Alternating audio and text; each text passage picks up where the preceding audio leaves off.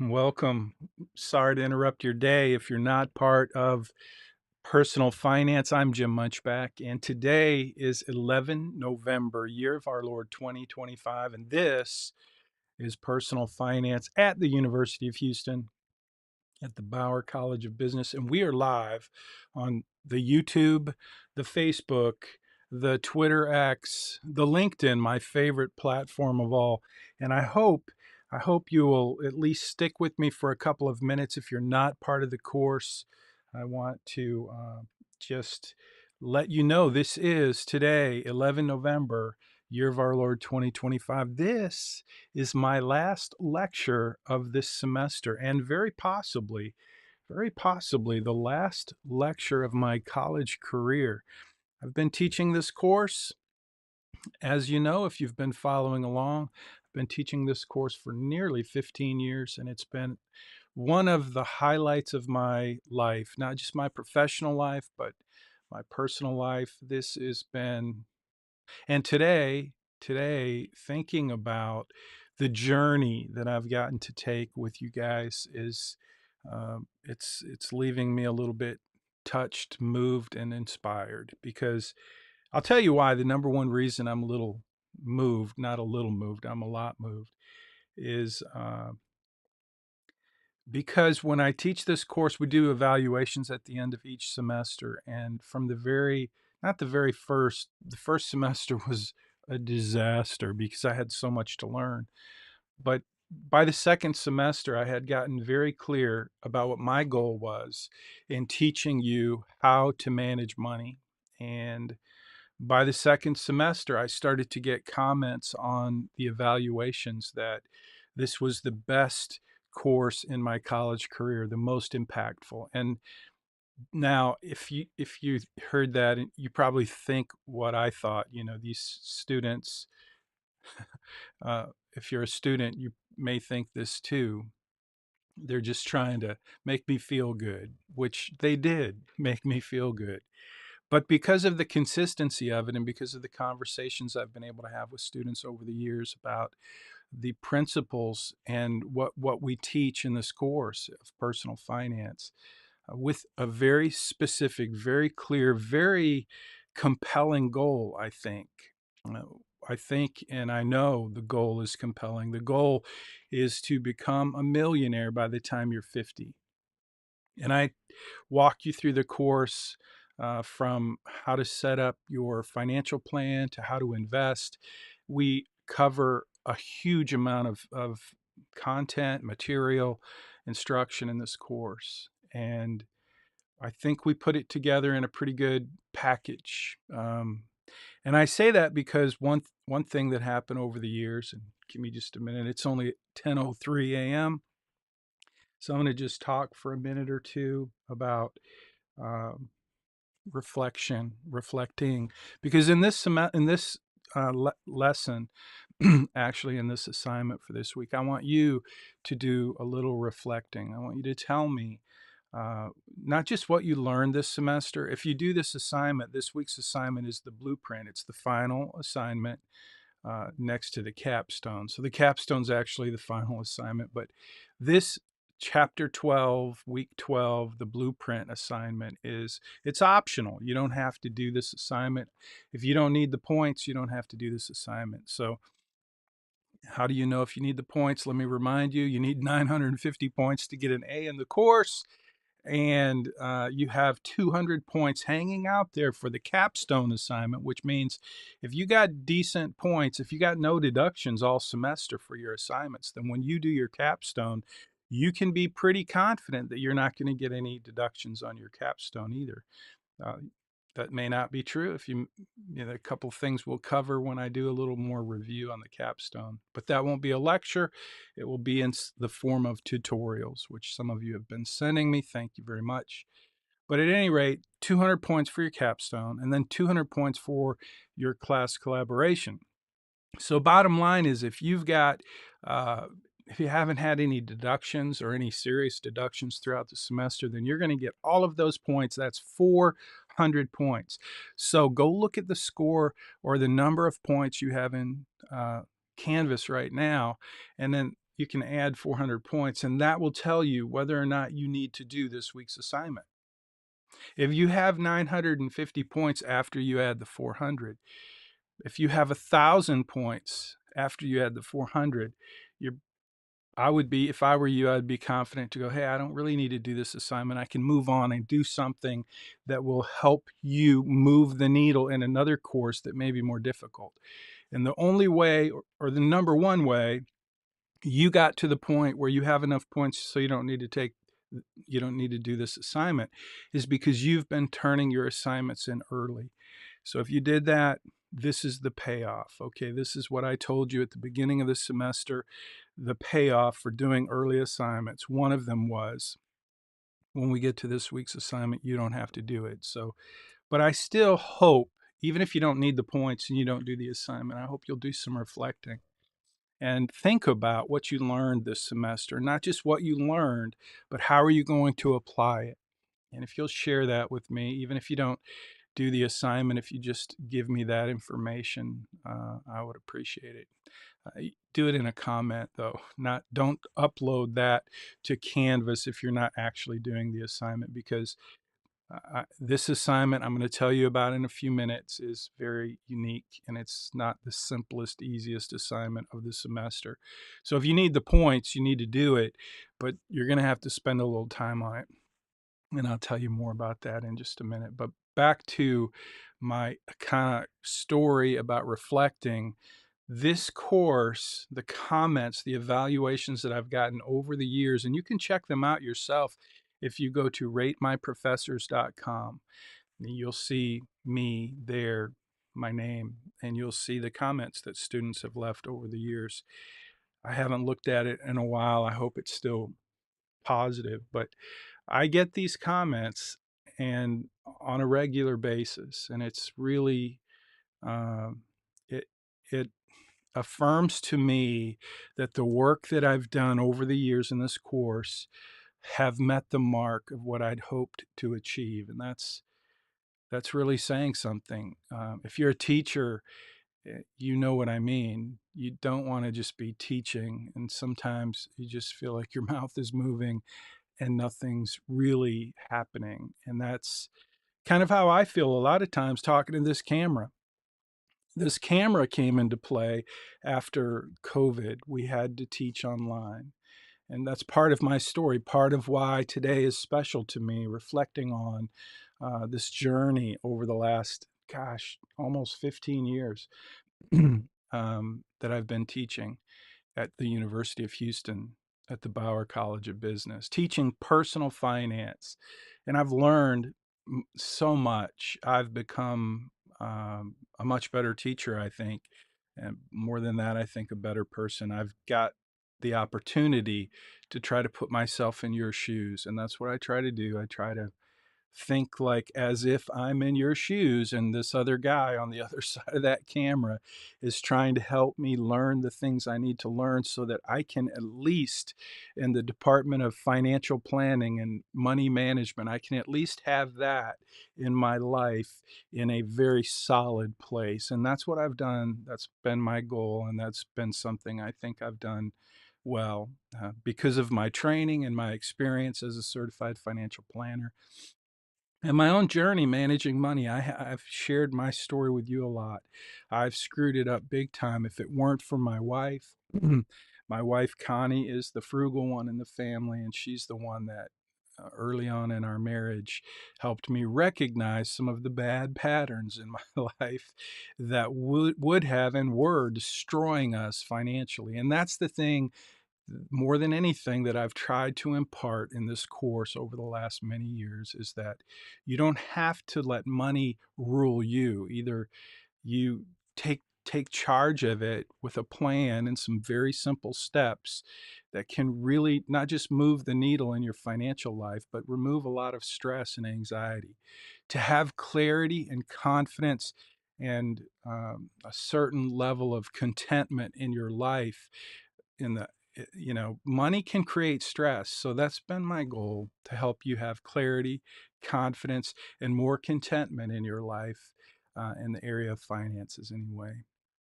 And it's been quite a journey, and I've been thankful to do it. And I haven't really officially announced that I'm done, but I'm done. And that wasn't really an official announcement. It's just for you guys to know that this semester is going to be my last semester, unless something happens, and something could happen. I'm ready to move on to something else. And I want to tell you about that something else real quick, and then we'll get into the assignment. And it is 10 minutes after, so I've been chattering a bit, but please, please, just let me tell you what's next. I want to invite you to consider staying connected with me at applehomeschool.com. If you look in the comments of this post, you will see a link to what I'm looking at here on the screen, and you'll also see a link to, I think I put it down at the bottom. Oh my, I'm not seeing it there. Oh, you know what? It's in the video. It's in the video description, but I didn't put it in this post. I will, because I want to make sure you have um, links to where I'm going to be, and I want to invite you to come to Apple Homeschool. The reason for Apple Homeschool, it's kind of, I've been telling you all semester that I wanted to share what was next, and this is what's next. My grandchildren, Caleb and Maddie, are going to be homeschooled. And so I have the unbelievable privilege to participate in their training. And so I thought one thing I'm pretty good at is using these Apple devices to do stuff. And so I'm going to be using kind of all of my technology stuff, including my phone and my iPad and my MacBook. And I have a new Mac Mini, and I was able to buy Caleb and Maddie a new M4 Mac Mini. And I had an old monitor. As you can see, I have lots of monitors and lots of junk hanging around in my office. But um, anyway, I get to do that. I get to help Caleb and Maddie through their journey, and that's what we're going to do at Apple Homeschool. So instead of just closing down Thinkific, you may notice when you log in this week to Money Study Group that it looks very different. It looks more light, bright, fun, less professional, more family, fun oriented. And that's what I'm doing. I'm going to be converting my tools, the tools that I use to teach you. And that's something that you, I, as I reflect on the next chapter, and I reflect on what this journey and this chapter in my life has been about, I've learned so much. I can do so many cool things, and that's one of the things I'm going to be talking about at Apple Homeschool, because I don't know exactly how to motivate Caleb and Maddie or their parents, because obviously this adventure is going to involve their parents, because they can't just log into a computer and access everything. They're going to need a lot of help from the parents, but that's what parents commit to when they start to do homeschool. So part of my job will be to train parents and grandparents and aunts and uncles. And, that's where you come in, because you may be an aunt, you may be an uncle, you may be a cousin, you may be a grandparent. Most of you students are not, but um, if you're a person who has a little person in your life and you think it might be a good idea for them to learn healthy, productive ways to use technology instead of just as toys and video games, if you think that's a good idea, you're going to want to follow this journey at Apple Homeschool, because this is my mission. Next chapter, Apple Homeschool. I'm motivated because Caleb and Maddie are part of it and their parents.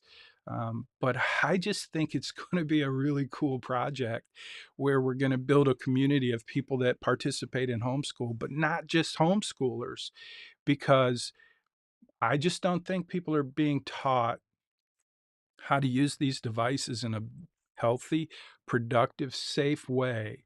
And that's what we're going to do. We're going to have some fun with it. It's number one goal is to have fun, because I want Caleb and Maddie to want to learn. Here's the thing, and then I'll get into this week's assignment. Here's the thing. Here's what I'm hoping. Here's what I'm praying. And I hope you'll pray for me too. I hope you will um, help me. I hope you will encourage me, because you can do that if hundreds, no, thousands of students have gone through this course, and that humbles me and it makes me quake with. I mean, I never thought I would be able to do what I've been able to do here in terms of just having an opportunity to teach. And now I feel like the next chapter, I want to take everything I've learned and try to produce or create something that is fun and good and healthy. But mostly, my goal is to help Caleb and Maddie become uh, capable young people. That's really my goal. But I know I can't do that if it's not fun and engaging. If I can't engage Caleb and Maddie in the process of learning with curiosity and creativity, if we can do that, if we can spark that, unbelievable things will happen in their lives. And I'll get to play a tiny little role in that. And that will be worth every minute and every cent and every dollar. But that's what I'm hoping for, because I'm hoping that when we get down the road, Maddie and Caleb will look back and say, that was the best homeschool course I ever took. And I think it can be, because it'll be fun. It'll give them opportunities. This is going to Apple Homeschool is about learning how to create, and that's going to be what we're working on. So I don't just want it to be for Caleb and Maddie. That's what's motivating me at the moment, but I see this as something that could be so much fun for so many kids, and we could build such a cool community, and we could do lots of fun things with Caleb and Maddie as they grow up. And I get to be Pops, their granddad. They call me Pops, and that's what's next. So, my hope, my goal would be to have them look at Apple Homeschool, Caleb and Maddie look at Apple Homeschool with the same kind of gratitude that I've heard from many of you who have taken this course over the years and said, it really made a difference in my life. That's my hope. That's my goal. That's my mission. That's what's next. So now for your painful assignment. And this assignment is somewhat painful because remember, back at the beginning of the semester, I told you you need to commit to using some tool to track your spending for the entire semester. So I'm trying to get down to it. I'm pretty sure it's in here. It's in your, yeah, here it is. So show your work. That's what you get to do in this assignment. You get to show your work for the whole semester. You were required, you were asked, you committed to tracking your spending. And I encouraged you to use your bank app to do that. So if you use a debit card, I found out the other day I don't even own a debit card. I use credit cards, but I have a business card and I have a um, personal card. And if I did this assignment, I would have two sets of data. I'd have my business data and my personal data. And that's what you're going to have. You're just going to have your personal data, because I want to see everything you spent this semester, not because I want to see it. I want you to see it, because once you see all your data, once you go to your bank app or whatever tool you used to capture your spending, every penny of it for the whole semester, you're going to not just show your data, your spending data. That's number one. Number two is you're going to create a spending graph. So when you do your budget, you do it by category. So this is just kind of like, instead of creating a budget that's proactive for the future, this is just kind of taking your spending and displaying it in the same context you would your budget, with categories. And your app will do that for you. So that's number two. That's segment two of this very important part of the assignment. And then segment three is to just to reflect on your spending. What did you figure out about yourself this semester in terms of your spending? This assignment, this final assignment, next to the capstone, which is really the final assignment. But the blueprint assignment involves taking all the data from the whole semester for your spending and putting it into a readable format where you can reflect on where did you spend your money. That's this assignment in a nutshell. The rest of it, the rest of the assignment is just kind of a review. You're going to read the blueprint for financial success. That's your reading assignment. If I click on that, it should take me right to, yeah, it's going to take me to Apple Homeschool because that's where the assignment is. And you'll notice that no longer says whatever it said before. I think it said, I don't even remember what it said, but I changed everything yesterday. So don't be alarmed when you go to log in. It now is set up for Apple Homeschool because that's where we're going to be teaching Caleb and Maddie how to manage their devices and how to do fun, creative things at Apple Homeschool. So that that's you have a reading assignment there. It's the blueprint for financial success. That's really just background. I think we have, sorry if I'm making you dizzy. I hate it when people do that. The free tick, I think we covered this earlier in the assignment, but when I wrote the my when I wrote some books earlier in my life, I don't have one hanging around. I should, but I don't. But anyway, in the book, Make Your Money Count, I unpack the 7 elements of a financial plan. Uh, Actually the 7 essential elements of personal finance. And so it starts with retirement planning. And I used this free tick when I wrote the book. It was my mental model of thinking about financial planning. So I want you just to review this. Okay, and I'm going to review it with you real quick, what free tick stands for. But you got this picture that my friend Taylor, great illustrator, I told him I needed something to illustrate free tick, the idea, the big idea. And so for me, when I think about financial planning, instead of starting with retirement planning, that seems like retirement to me is it's a term, right? It's a category of personal finance. But really, what is it? It means you get to my age and you get to stop working. Doesn't seem very compelling to me. And so when I started this journey of becoming a financial planner, I started to think about what does it mean to me to have enough money to do what I want to do in my life. And so to me, the whole idea of personal finance and financial planning, the whole reason to do that, to manage money, is represented in this free tick. It's like freedom, financial freedom. That's what it's about. To me, that's what financial planning is about. So when I wrote that book and every day, every client, every interaction, I try to help people frame their financial plan in this way.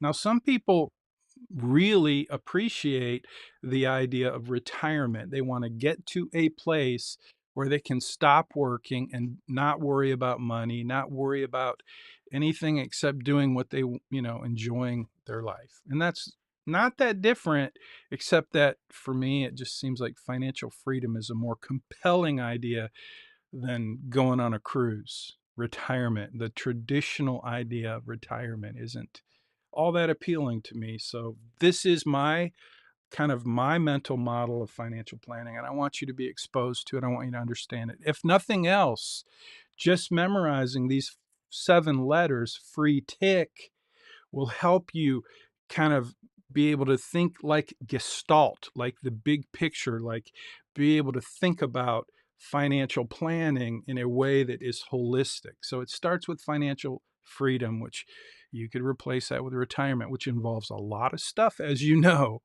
because you've been working on that this semester. So, and then R for free tick is risk management. We didn't spend a whole lot of time on insurance because we just didn't have enough time, but it's one category in your financial life that's going to be pretty big in terms of your budget. So risk management, how you manage risk is a very important part of financial planning and personal finance. And I could go on and on. I know so much about risk management because I was a State Farm agent for many years, and I have a lot of letters after my name, and so I we could teach a whole semester on risk management, but it's an important part of personal finance, and that's why it's in there, the R.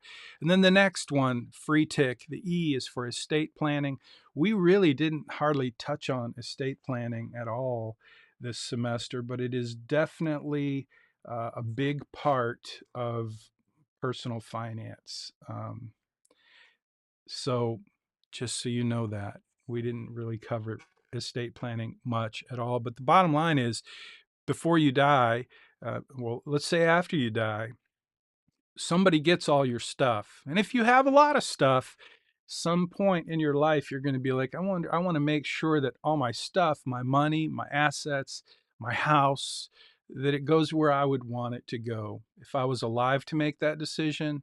And so estate planning is planning ahead so that when you're gone, your decision while you're alive, your decisions, your choices, your values, your priorities, those still get carried over into after you die when you're not around to tell the courts and your family where all your stuff goes. That's estate planning.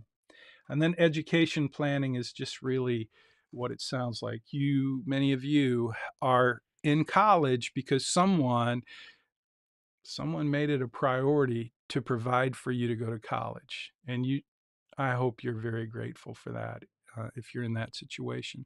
If you're not in that situation, if you're like me, my parents they never even thought about college. I had 5 kids in my family, and I'm the only one in my clan who graduated from college.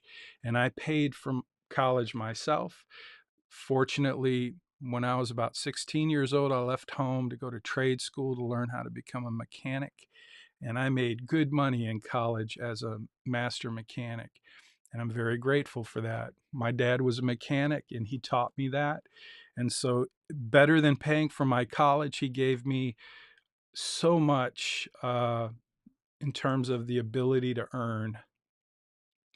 And I became an entrepreneur at a very young age, and it's because of my dad. He didn't give me a dime for college, but he gave me everything I needed to make more than enough to go to college and to do everything else I've done in my life. So if you're one of those students whose parents made a way for you to go to college, they did a little estate or a little education planning rather, and that's what the E is for. It's a big part of personal finance. Next is tax planning, and you've been doing work around that category over the last couple of weeks. Tax allocation, some call it tax location. Think about your 401k and the types of accounts you put money in. That's tax planning. I was born on April 15th. Did I tell you that? I was born on April 15th. My first child was born on December 31st, and I'll never forget the tax deduction we got.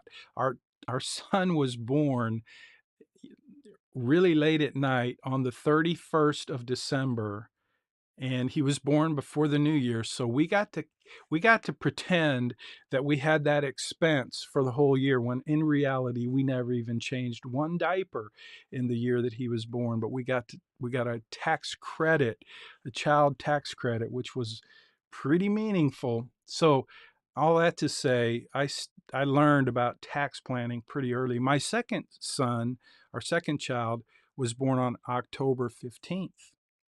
So, October 15th is the deadline for filing your taxes if you're a corporation. So, all that to say, I'm pretty sure I was born to be a tax planner. Anyway, that just a fun little tidbit. Next, for free tick, you got FREET, tax, and then I is for investment. We covered the 4 investment strategies in this course that are designed to help you maximize returns and minimize risk. And those 4 strategies that we talked about, they're the 4 key strategies, I think. The first one is diversification. Think about Enron. The next one is asset allocation. If you don't know what an asset class is, you won't be able to put your head around asset allocation. But asset allocation is the single most important determinant of your portfolio's returns. Let me repeat that. Asset allocation is the most important determinant of your portfolio's returns. And that's why in your assignment around asset allocation, I made you go in and play with your asset allocation in your plan. After I made you pretend you were 10 years older and you funded your accounts, you've got a fully funded 401k for 10 years because you've been working at your dream job for 10 years. So now you've got money in your account. Wow, look what happens when you go from conservative to aggressive. Look at the values in that account when you change the asset allocation. And over your lifetime, as a young investor, that'll make a lot of difference. And it makes a difference for your entire life, not just when you're young, but asset allocation, the number one determinant of your portfolio's returns. So that was the second investment strategy designed to maximize returns and minimize risk. And the third investment strategy, I think it's my favorite. I think it's the most powerful one. It's called dollar cost averaging. And I told you a story about Farmer Joe and how he was buying cows and the price of cows went up and up and up. And then he was, first the price of cows went down, down, down. That's what happened. Down, down, down, down. And then they went up, up, up, up. Anyway, that's a great story. It's in my book, Make Your Money Count, and you already watched that lecture, so you know what dollar cost averaging is. It is the most powerful investment strategy designed to help you maximize returns and minimize risk. So know that one. And then the fourth one is pretty simple. It's called portfolio rebalancing. And if you just think about those asset classes like chickens, cows, pigs, and what else? Emu. Do you know what an emu is? So if your portfolio was made up of four different farm animals, then you can just imagine that at times certain animals like cows, they go on sale. If you have a portfolio with four asset classes, whatever they are, cows, chickens, pigs, let's say you have large cap US stocks, small US stocks, bonds, and international stocks. That's four asset classes in one portfolio with four quadrants. And over time, one of them explodes with growth. That's be right now, that'd be the large cap US stocks. And another part of that pie, another quadrant didn't grow, it shrunk. Let's say bonds. That'd be true because interest rates went up, and when interest rates go up, the value of bonds goes down. And so you started out with everything equal 25% and 25% of everything, but 25% in bonds turned into like 12%. But your large cap turned into like 45%. So what are you going to do? You're going to rebalance. So you have 25% of each of those four asset classes in your portfolio. And what happens when you do that is you take profit from that large cap section and you invest that in that bad section, bonds, that shrunk so much. And by doing that over time, it's like doing dollar cost averaging at the next level. But it's a great strategy to help you maximize returns and minimize risk. So those are the four strategies we covered. Finally, and these, again, I'm reviewing the seven elements of financial planning, personal finance, and cash flow planning is really number one. It should be number one because think about it. How you manage the money coming into your life and going out of your life, that's cash flow planning. And if you're a business owner, that's critical to your business, but it's critical to your life as well. So if you didn't take some time this semester to go into your financial plan at Right Capital and look at your cash flow, then you're missing an opportunity to really understand the basis of financial planning. It really is. Remember those three laws of personal finance? The first law is the law of spending and saving. Spend less than you earn, save more for what matters most. That boils down to just another way of saying pay attention to your cash flow. I heard this maxim one time when I was pretty young. If your outflows exceed your inflows, then your upkeep becomes your downfall. I think that's how it goes. But it's true. If you spend more than you make, you're going to be in trouble. And that's what the whole first law of personal finance is all about. Okay, so that's pretty much it. I mean, I could talk and talk. As you know, I can do some talking, but it's time to move on. It's time for me to close the book, to turn the page. And it's time for you to, well, it's time for you maybe to do your homework assignment. And hopefully you don't have to do the assignment, but if you don't have to do the assignment, then please do. Um, just tell me, leave a comment and tell me what this course has meant to you, how it's helped you, if it has. And, I would say give me feedback so that I can improve it. Every semester, that's what I always ask you to do in the evaluation is tell me what I can do differently next semester to make it better. And you guys over the years, not you guys who are in the course now, not this cohort, but in the previous cohorts, you guys have done that. And that is one of the reasons that I believe this course is good. And it's good, and it's about to have the book closed on it. And that's not a sad thing. That's a good thing. When I started teaching, my wife was a teacher. She was retired. And we both agreed. Now, she taught professionally. That was her career. She didn't make much money doing it. Fortunately, I made a lot of money, and we never had to worry about that most of our lives. But when I started teaching at U of H, it was just this really cool gift. In fact, when I was asked to teach at U of H, it was because of a volunteer community thing that I did. And I met John Lopez, he came on staff. He retired from Schlumberger and came to work for U of H full time and headed up the finance department. And he needed an instructor. So he asked me if I would do it. And I was like, yeah, that would be cool. But at the time, I thought it was a volunteer gig. Turns out they pay pretty well for adjunct professors. And over the years, that mailbox money has added up nicely, and I'm grateful for that. But anyway, teaching, my wife and I both always said, if you're going to teach, there comes a time when you need to retire because you're cranky, you're grumpy, you're not the same as you were when you're young. You have um, certain what's the word, the ability to endure a lot more stuff when you're younger, and as you get older you get a little less patient, a little more not fun, and I hate to admit that seems to be happening to me. Like, I don't feel the same about just the energy that it takes. And part of it is, I promise you, a big part of it is if you could sit where I'm sitting right now, and if you could just imagine talking to that camera. There's nobody in the room. It's just you and that camera. How fun is that? It's not that fun, okay? That camera isn't you. It's not. There was a time when I taught, when I started this gig, that you were uh, in the room.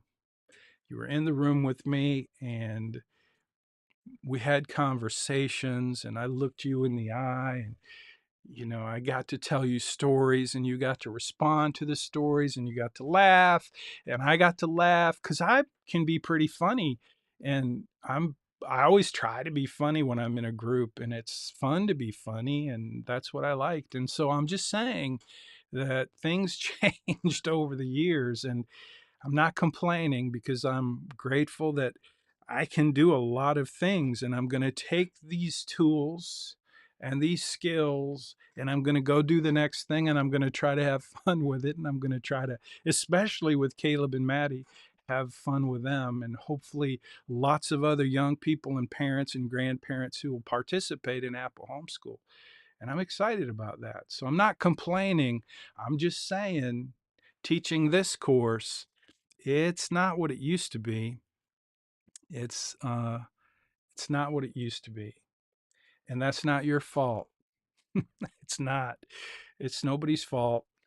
But the bottom line is, I think we all agreed a while back not this cohort, but over the semesters, I did a lot of surveys, a lot of research, a lot of conversations with students, and online asynchronous courses are pretty popular for the same reasons for you as they are for me. I don't have to drive, I don't have to fight traffic, I don't have to worry about parking, and all of that makes teaching online better than the alternative. But the thing that we miss is being together, and I do miss that. And so it's time for me to turn the page. It's 10:40 a.m., 11 November, year of our Lord 2025. And this is me saying thank you and goodbye. Hope we can stay connected. You can always find me online at LinkedIn. In fact, let me just make sure we put that up there. You can always find me at LinkedIn. That's my favorite social platform. I hope we can connect. And you will see things are going to be changing in my online digital profiles. I'm going to focus on Apple Homeschool moving forward. A couple other things are coming up. I hope you'll follow me. You can always follow me at my YouTube channel. My YouTube channel is that's where I'm going to build Apple Homeschool, at least for now. I'm going to have a playlist there, and you'll get to see me on the same channel we're on right now. So I hope you'll hit the like button, hit the subscribe button so you get notified. Hit the little bell, and you'll get notified when I post new content. I hope you'll do that. I think I want to keep my channel at Jim Munchback. Munchback has an H on the end, instead of starting a new channel for Apple Homeschool. Because, hey, Apple Homeschool, Caleb and Maddie could tell me this is not really for us, Pops. Maybe Mom doesn't want me to keep teaching her kids because who knows how it'll go. I'm going to do my best. But I don't think I want to build a new channel right now. I'm just going to use this channel for the next chapter. So at Jim Munchback, YouTube, Munchback has an H on the end. I hope you'll subscribe. Hope you'll hit the like button. Hit the little bell if you want to be notified. That's what I do. I do have a premium subscription to YouTube, which is the best $10 a month I ever spent. I think no ads. So that's not a commercial. Just this is me saying goodbye and thank you and signing off for the last lecture at the University of Houston, 11 November, year of our Lord 2025. It is now 10:43 a.m. and I'm signing off. You guys take care. I look forward to staying connected